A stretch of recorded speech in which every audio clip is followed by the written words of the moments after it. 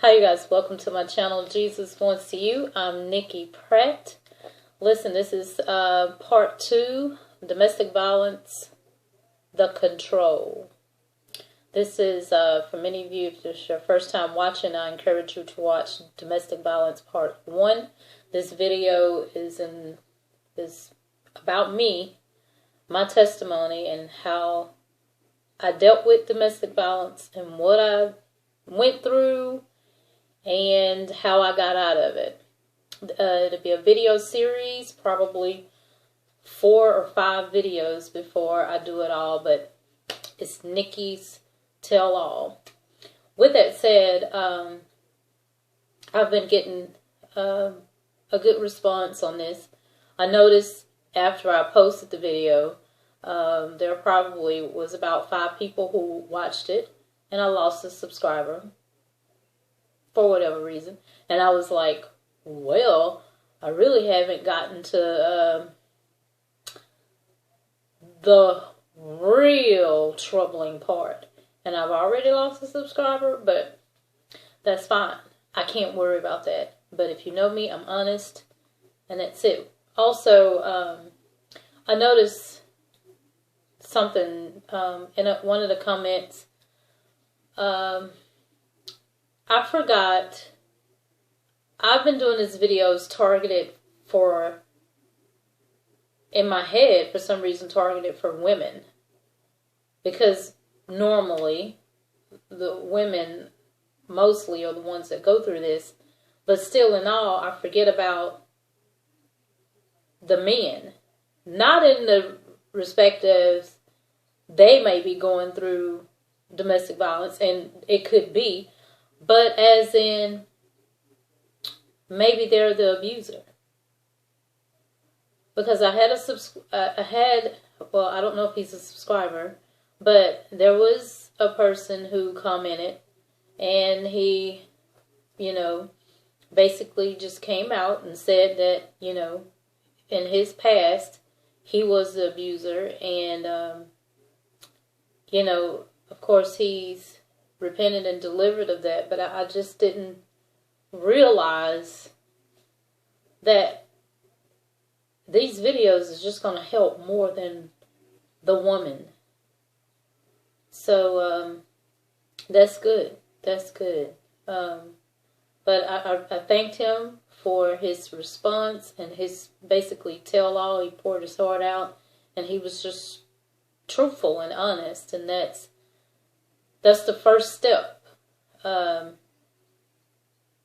getting over it, is to admit that you indeed have a problem. So, and that's hard to do.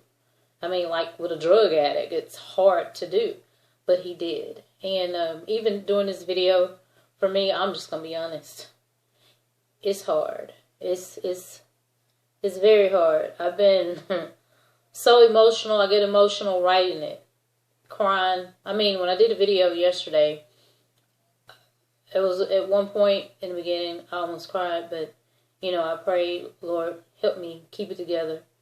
But I'm going to try. I'm going to try. With that said, I'm already 3 minutes in, and I got a lot to talk about. So, this is domestic violence part 2, the control.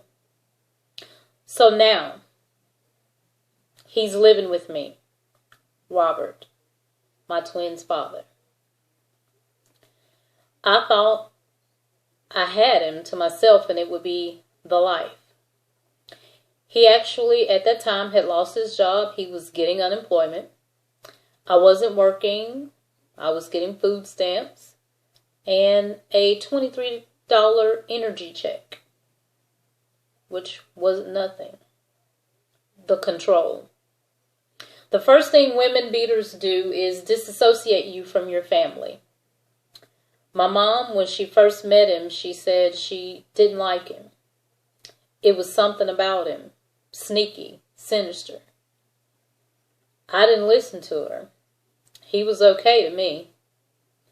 Ladies, if your mom tells you to be on guard about a man, and must I say a guy, because a real man wouldn't hit you, please listen. Listen to your mom. That's the red flag number one. He would talk negative about my mom because he knew she didn't like him. So he would say, she put you out. She don't give a blank about you. That's what he would tell me about my mom. He would say my sister couldn't stay over all night. Why? Because he didn't want anybody to know how he really was and what he was doing. Most abusers are that way. And if you're in that situation, you know exactly what I'm talking about. So they disconnect you from family.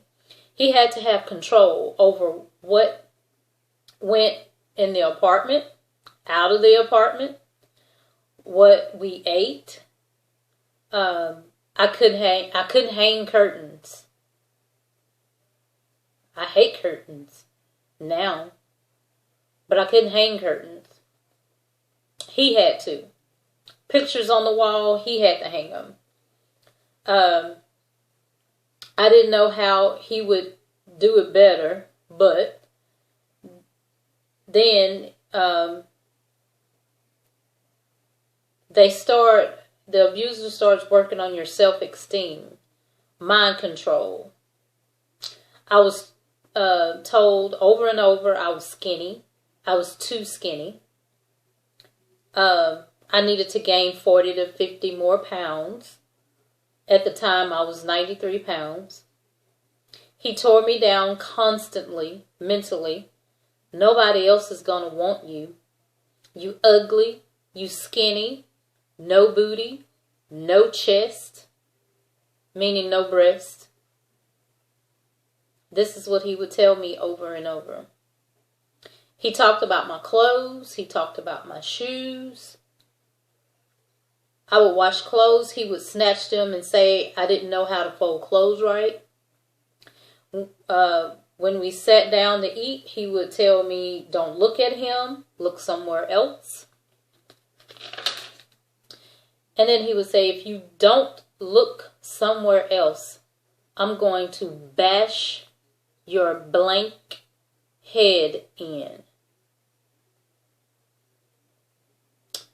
If I came back with, but I haven't done anything, he would say, you talking back?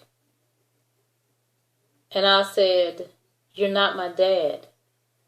He picked me up by my neck and threw me in the room and said, don't come out until I tell you to.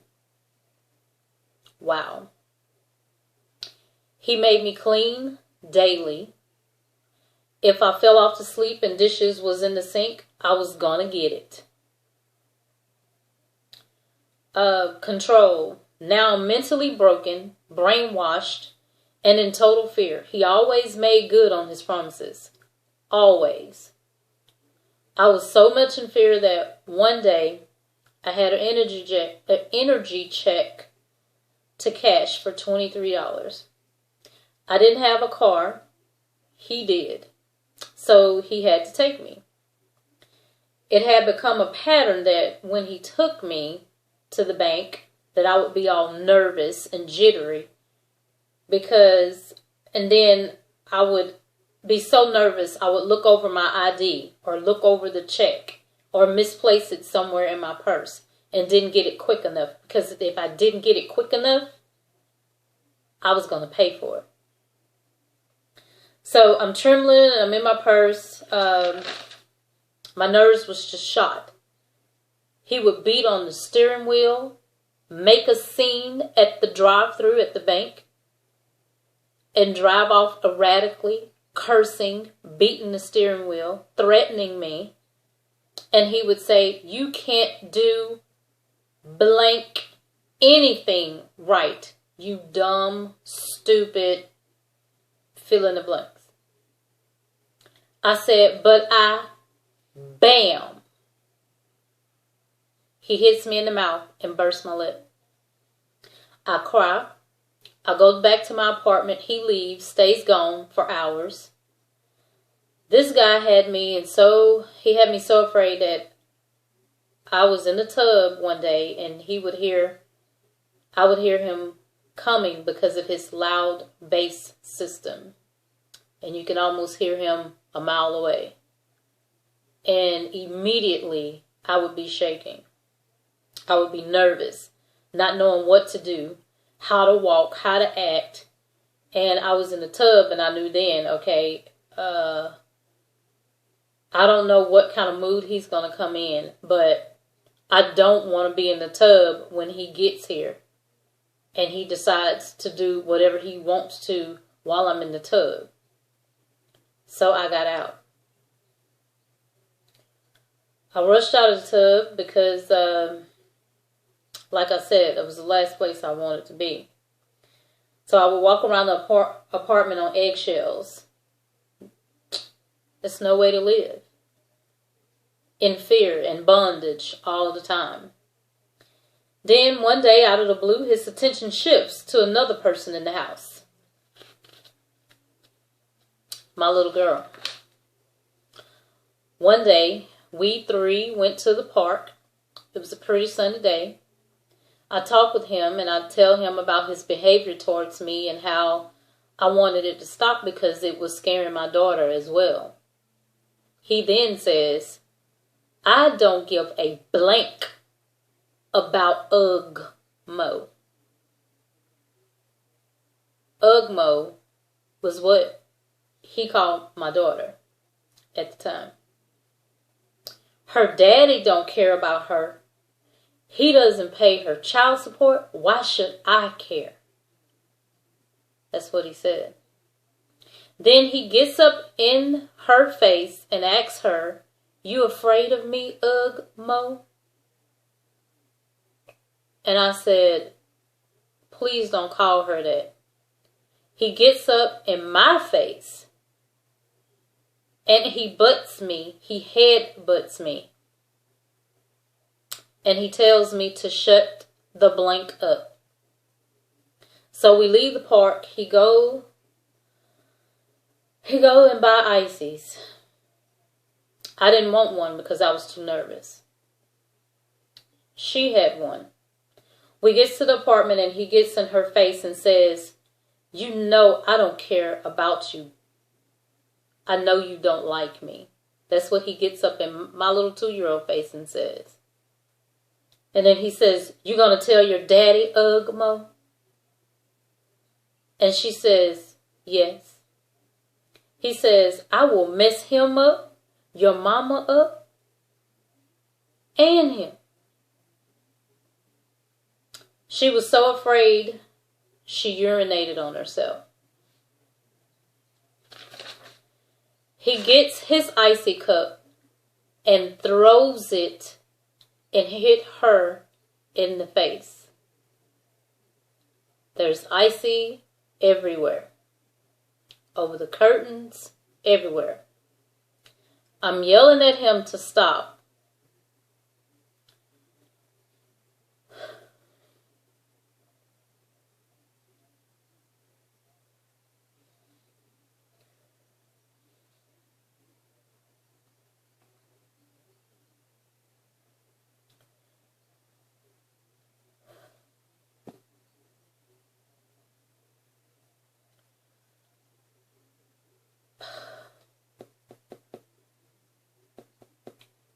He has her by the arms in the air. And he puts her on the toilet, yelling at her to pee. I yell at him, leave her alone. She's already went to the bathroom. So, I'm sorry, guys. 1 minute. Okay. Sorry about that. So, I yell at him to leave her alone. She's already went to the bathroom. And I tell him she did it because he was being mean and hateful. So she gets off the toilet. He gets a belt. He goes in the bathroom. I'm behind him yelling, "Put her down." He makes her take off all her clothes to whip her. He picks her up by her hands, holding her in the air. And with everything in me, I yelled out sternly, "Put her down now." And he holds her in the air by her two hands. She's naked. And he says, "You care about this piece of shit? You care about her? You gonna defend her?" And I said, "Yes." He took her, threw her into me, and said, "Well, take her." Her body hits mine. She hits the floor. Then, I'm upset. I'm crying. He picks her up again and says, "I don't give a blank about her." And he throws her into the wall. She hits the floor. I'm yelling and screaming. I went after him. And he says, "Oh, you gonna pay." So he picks me up with my body in the air, up over his head. And at this point, I'm thinking, what is he gonna do? Throw me out of the window? What? But he picks me up in the air with my body over his head. And he lets go. Nothing catches me but the concrete floor. I hit that floor with such impact that it felt like I was falling through thousands of channels in the floor. Like I was falling continually and I had already hit the floor. And all I could remember doing was screaming, saying, "I'm dying, I'm dying, I'm dying, I'm dying." It was the worst feeling in the world. And he snatches the phone out of the apartment, just like my dad did. He got both phones out of the apartment. And my daughter is still on the floor. She has a knot on her head. I have the biggest goose egg in the back of my head. Scratches around my neck from him choking me and sitting in my chest trying to stop me from screaming.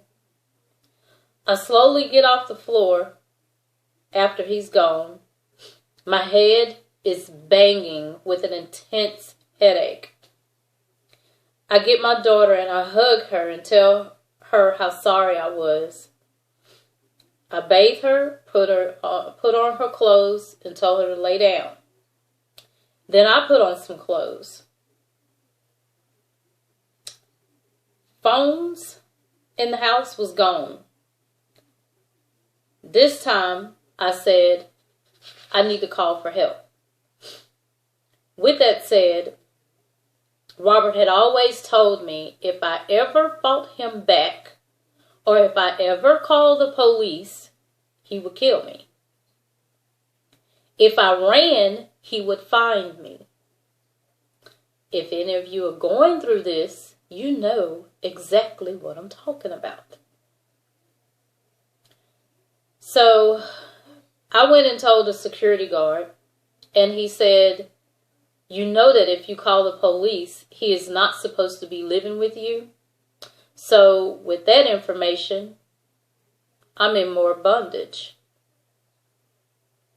Where would I go? because the security guard said if I call the police and he's not supposed to be living with me, I'm kicked out. I had nowhere to go. I had been put out of my mom's house. So where was I going to go? In my head.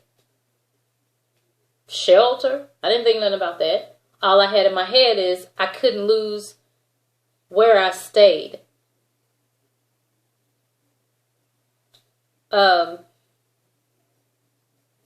I must tell somebody, is what I said.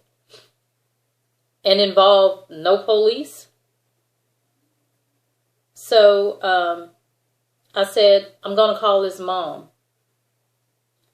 So I went to a payphone. I called his mom's house. His little brother answered and said that their mom was at bingo. So I told the younger brother everything, and he flipped out. He hung up and he called his mom immediately at bingo, got her out on the emergency. His mom came over. I got her to take me and my daughter to the hospital. I told her everything. She told me how sorry she was, how he was doing what his dad did, and if I called the police, that was what he deserved. She was totally on my side. So, at the emergency room, the doctors checked us out, asked me how the injuries happened. Scared of losing my apartment, I lied. I told him I was cleaning out the closet in a chair. My little girl was right beside me. I fell on the floor, out of the chair on her. And that's how she got her injury. And he said, "Are you sure?" I said, "Yes." It was my story and I stuck to it. Sadly. I know you guys are saying, "Nikki, how could you? Your job is to protect your daughter no matter what." You're so right. You're so right. But fear. This guy had me so afraid. Meanwhile, his brother and he had a fight over my situation. His mom took me back to my apartment and said she was going to talk to him. Okay? Sure enough, he drives up. She told me to stay in the apartment. She goes outside. She wouldn't let him get out of the car. She is mad, trying to talk to him, and he says he was leaving. So she puts her hand on the steering wheel, and I'm looking out of my bedroom window. He's trying to back the car back, and she has her hand on the steering wheel, and he stomps it and runs over her feet. The sucker was crazy, okay? She told him not to come back to my apartment and stay at her house. He stayed gone for a week. A lady next door to her said that they was talking to him. They had been talking to him for that whole week, and they were going to get him help. At the time, I didn't know what kind of help, but any help would help, you know. So I was relieved. While he was away, the next door neighbor and his mother heard the mom's next door neighbor and his mom took him to a woman that the next door neighbor knew that was from New Orleans. Apparently, the woman told him and them that there was a girl he used to date that had voodoo on him and had him acting that way. Described the baby's mama to a T. So I was told. Long story short, he was supposed to be better. They assured me it wouldn't happen again. I let him come back. Things went good for about 2 weeks. He apologized. He gave me a card and a teddy bear. That's what woman beaters do. They give gifts and they tell you It's not going to happen again. I don't know what came over me. I love you. It's never going to happen again. That's what he said. Then the baby mama called for him to get his daughter. The next day he did. He was at her house for hours. This is the girl that's supposed to have this voodoo on him. Now I'm going to stop and pause and inject this real quick. In the beginning of this video that I just did, the guy that admitted to being an abuser, I caught on to something in his comment. He mentioned women and voodoo. And after he mentioned that, I was like, wait a minute. There was some voodoo issues, and you guys know I am in Louisiana. Okay? But not the southern part of Louisiana. I'm not from New Orleans, but still, there are a lot of people that deal with it. Okay? So it is truly alive. Voodoo is. Oh, yeah. But I thought it was so ironic. I'm like, wait a minute. I didn't mention voodoo in the first domestic violence video I did, but he mentioned voodoo. And I had already wrote this up to already tell you guys about this voodoo issue today. Anyway, I just wanted to add that. But, he came back. His eyes was all red, looking like the devil himself. And we were at the table eating, and he tells me not to look at him. Here we go again. So I ate trying not to look at him. He yells at me to get out of his face and go to my room. His daughter and my daughter was left with him in the living room. About 1 hour or so later, he tells me to come out of the room. I come out, go in the living room, in the kitchen. I saw his daughter was there, but not mine. And I asked him where she was. He said in the closet pantry. I go to get her out of the closet, out of the pantry, and set her at the table to finish eating. I asked him why she was put in the closet in the pantry, and he said that he didn't want her looking at him. And he says, so I didn't want to mess her up. So I put her in the closet. And then he says, so I know you don't have a problem with that. Now I thought for a while what seemed like 5 long minutes. And I said, no. Now as sick as it sounds, in my head I'm screwed up. I figured, well, he won't hurt her. I would just keep her out of his way. Sounds sick and sad, doesn't it? For some reason, he doesn't like her. Why? Because she wasn't his.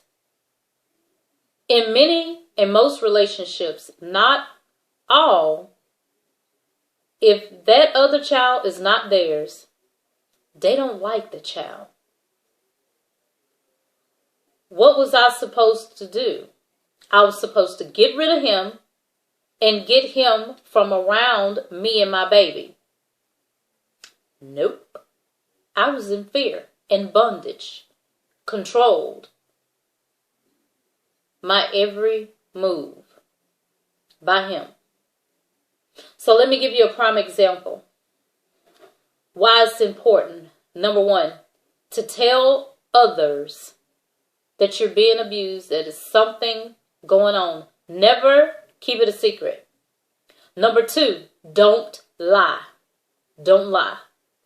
Number 3, get out.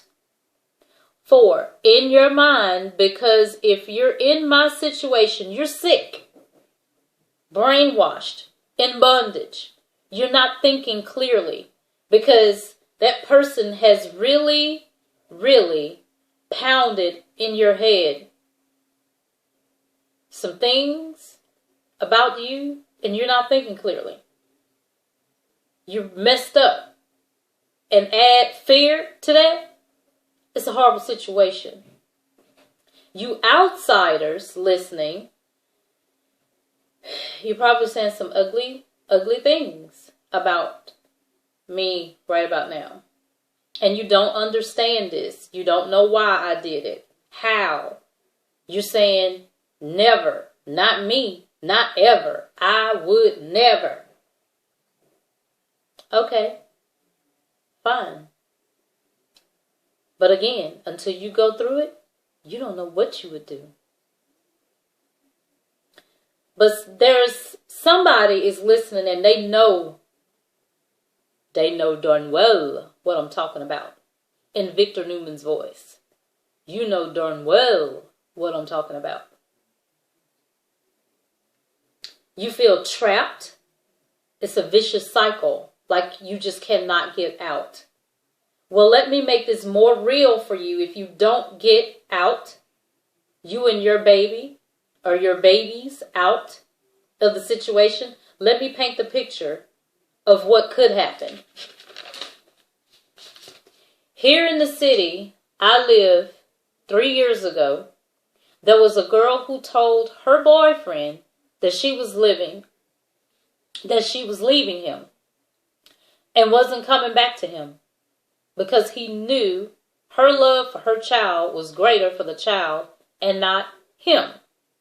So he somehow took the child from another family member's house, took the 4-year-old in the woods to an abandoned house, tied him to a chair, poured gasoline over him, and set him on fire. Killed him. That's how serious this is. Or that's how serious it can become. It could happen to you. Never say never. I don't care how strong-willed you are. It can happen to you. I will prove it. So, if you're that sister in bondage, if this is what I just told you wasn't enough for you to believe, or to believe that wasn't grim enough for you to help you know how serious this is, my current husband had a friend also named Robert, someone who he never thought would hurt anyone, because his wife told him that she was leaving and didn't want him anymore. He went while she was at work, killed her mom, stepdad, and her son. Right now, he's on death row. Never tell the man you are leaving. Never. In my part 3 or 4 video, I'm going to tell you why. Because I made that mistake. Have a plan. Leave. Tell who's helping you. Make the escape. Don't tell anyone that may betray you. Don't tell anyone that they know. Tell the authorities. Tell the church. Have a safe plan of escape. Tell the necessary authorities. If you tell your abuser that you're leaving, you will be sorry. Keep quiet. Pray and ask God to lead you to make the right decisions. In my last videos, I told you guys that I will do scriptures at the very end, and it's just going to be a beautiful layout, okay, of what exactly to do, what not to do, and so on and so forth. Now, back to the apartment. One night on a Friday, my ex-husband, who was not my husband at the time, invited a co-worker over to the apartment of ours. That co-worker name was Michael.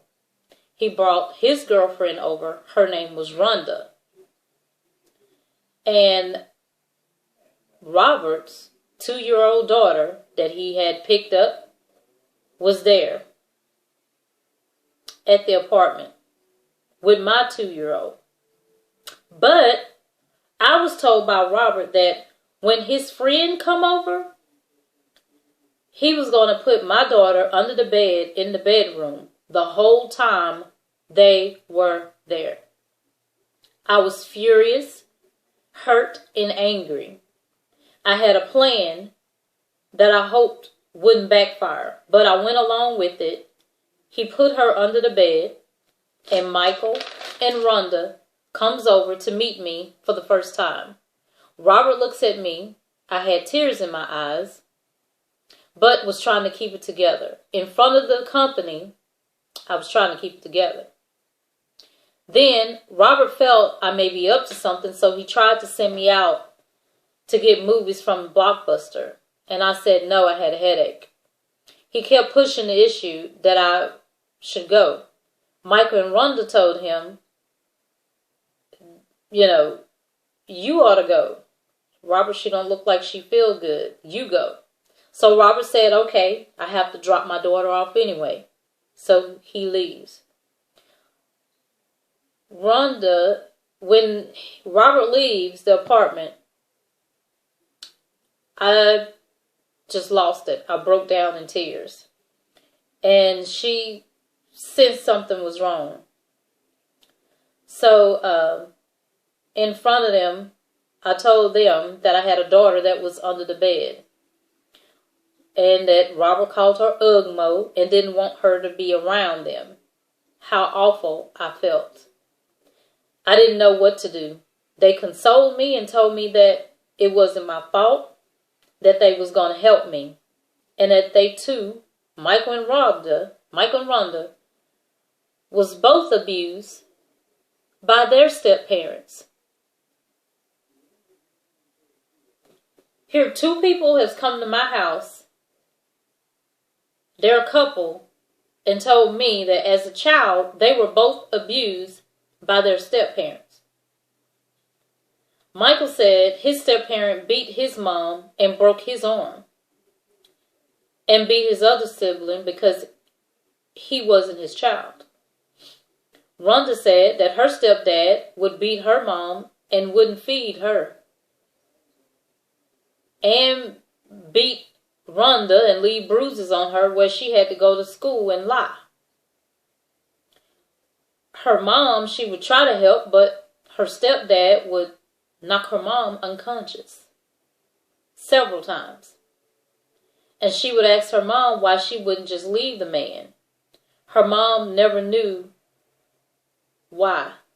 Never could say, Rhonda said. I asked her if she was upset with her mom, and she said no. She knew that her mom loved her. She just couldn't understand why she couldn't leave.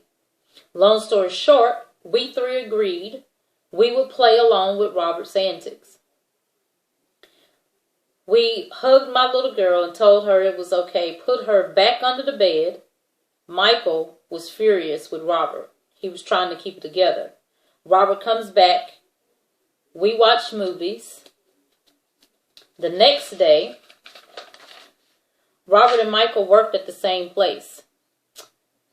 And Michael took a lunch break, and Rhonda came over, and they got me, and they got my clothes and my things, and they hid me out at their apartment. Later to find out that Michael confronted Robert about why he was doing what he was doing, that he was evil to hide a little girl under the bed, etc., etc. So remember, Robert said if I ever left him, he would find me. So I was at their apartment for about 2 days. 2 days went by. I'm hid out at their apartment. All of a sudden, I hear loud bass music. 3 seconds later, he's beating on the door. They hid me and my daughter and told me to be quiet. Robert came into their apartment. He threatened Michael that if he found out that I was there, he was going to F him up. And me. Michael told him, no, why would she be here?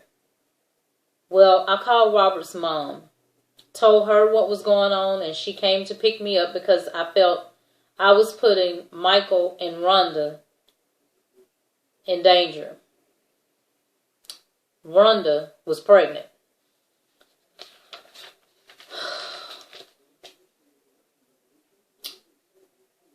So, this is part 2. Sadly to say, part 3 is going to be even grimmer.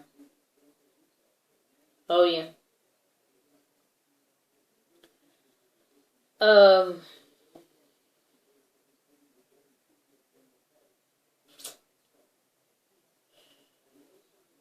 I hope if you are being abused, or you have abused, or you are the abuser and you're watching, and you know what you're doing is wrong and you don't want to be in this type of lifestyle, the first step is admitting that you have a problem. The second step is to get help. To get help. And what I realized in doing this video, although the abuser, of course, is wrong, and we at the time when we're in this mess, we despise them, we don't like them, and when people hear stories like this, they hate the abuser. But let's be real. God loves everybody. Everybody.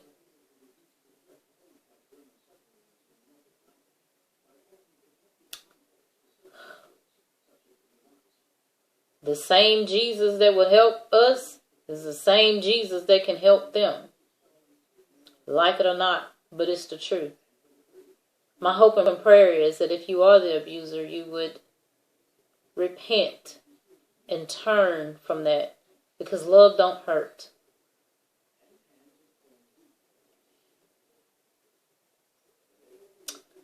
That's all I can say right now. See you guys in part 3 video. Please don't miss any of these series. Thanks.